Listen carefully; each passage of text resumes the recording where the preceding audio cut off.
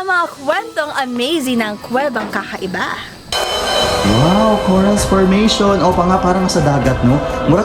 Para talagang nasa dagat tayo, no? Pag nasa cave, no? Parang buhay na mga corals ba, no?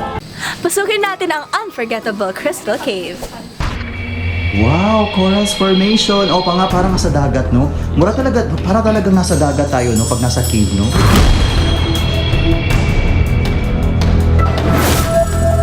Sa bayan ng Mabinay sa lalawigan ng Negros Oriental, matatagpuan ng di umano'y humigit kumulang sa 400 mga kuweba. 3 sa pinakapamosong kuweba ng Mabinay ay nasa barangay Bulwang, ang Panligawan, Pandalihan,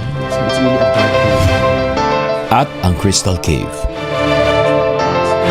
Ang travel vlogger na si Henry L. Maco Jr. na mas kilala bilang Jongik sa kanyang YouTube channel, pinasyalan ang 3 kuweba.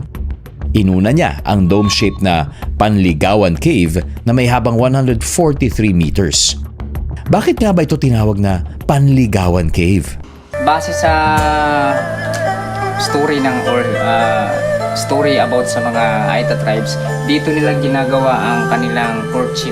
Panliligaw. So, kaya pa panligawan. Yes, especially during full moon daw, dito sila nagliligawan. Kung successful ang ligawan sa Panligawan Cave, pwede na kayong dumiretso sa Pandalihan Cave na kilala rin sa tawag na Marriage Cave. Sa maluwang na bukana raw ng kuweba, ginaganap noon ang mga wedding rituals. Very solid na haligi, no? Column. Okay, so imagine 1 millimeter per year ang average growth rate nila, tapos Wow. magiging ganyan. So, ang cave na to mga million years. May isa pang misyon si Jongix, ang i-explore ang Crystal Cave. Yan. Oh my God! Yan, no? Para siyang halo, pero Sa mga kuweba ng Mabinay, wala na yatang masisikat pa sa Crystal Cave. Ito ang last destination ng travel vlogger na si Jongix sa kanyang cave exploration. Dapat talaga puntahan yung 3 caves, no? Yes. Kaya galing sa panliligaw, nagpakasal sila, propose, tapos nag-honeymoon na sila after. Dito sa pinakamaganda na talaga na active cave. Wow, corals formation. O pa nga, parang nasa dagat, no? Para talagang nasa dagat tayo, no? Pag nasa cave, no?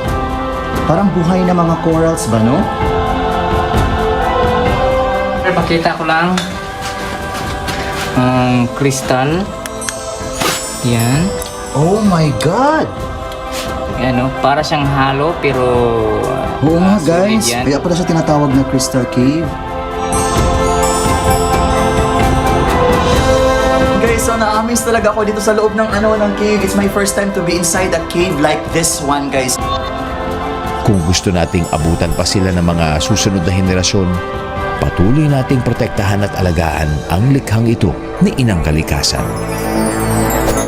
Kaya sa mga kapuso nating on the go, tutukan nyo ang live stream ng ating programa sa official accounts ng GMA Network, pati na rin sa YouTube at Facebook. At mag-comment din kayo sa ating mga kwentong amazing.